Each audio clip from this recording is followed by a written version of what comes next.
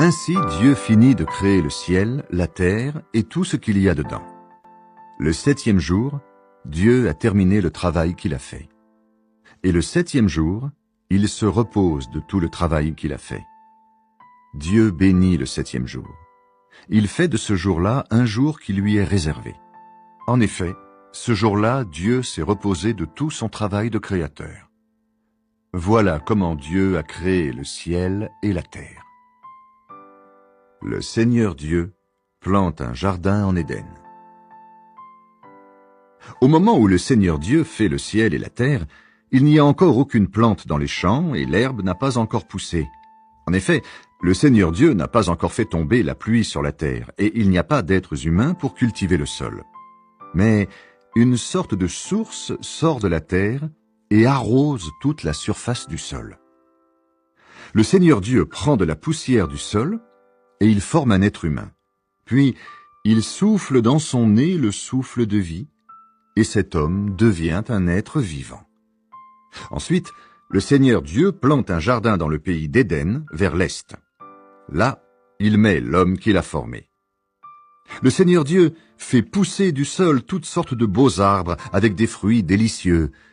Au milieu du jardin, il place l'arbre de vie et l'arbre qui fait connaître ce qui est bien ou mal.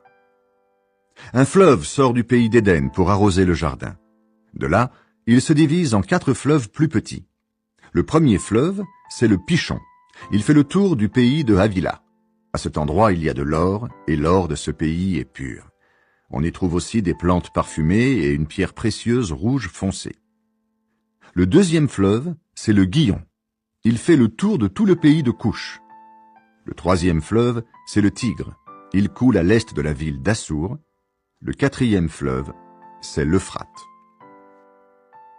Le Seigneur Dieu prend l'homme et il le place dans le jardin d'Éden pour le cultiver et pour le garder. Le Seigneur Dieu donne cet ordre à l'homme.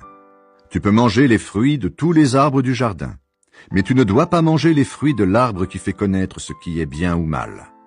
Oui, le jour où tu en mangeras, tu mourras, c'est sûr. Le Seigneur Dieu se dit, pour l'homme, ce n'est pas bon d'être seul. Je vais lui faire une aide qui lui convienne parfaitement. Avec de la terre, le Seigneur Dieu fait toutes sortes de bêtes sauvages et toutes sortes d'oiseaux. Il les amène à l'homme pour voir comment celui-ci va les appeler. Chaque animal doit avoir le nom que l'homme va lui donner. L'homme donne un nom à tous les animaux domestiques, à toutes les bêtes sauvages et à tous les oiseaux. Mais pour lui-même, il ne trouve pas l'aide qui lui convienne parfaitement. Alors le Seigneur Dieu fait tomber l'homme dans un sommeil très profond. Il lui prend une côte et il referme la peau à sa place.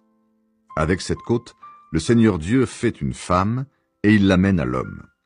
Alors l'homme dit, « Cette fois, voici quelqu'un comme moi.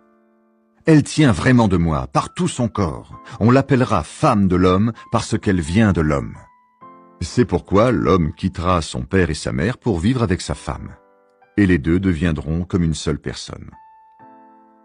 L'homme et sa femme sont nus tous les deux, mais ils n'ont pas honte l'un devant l'autre.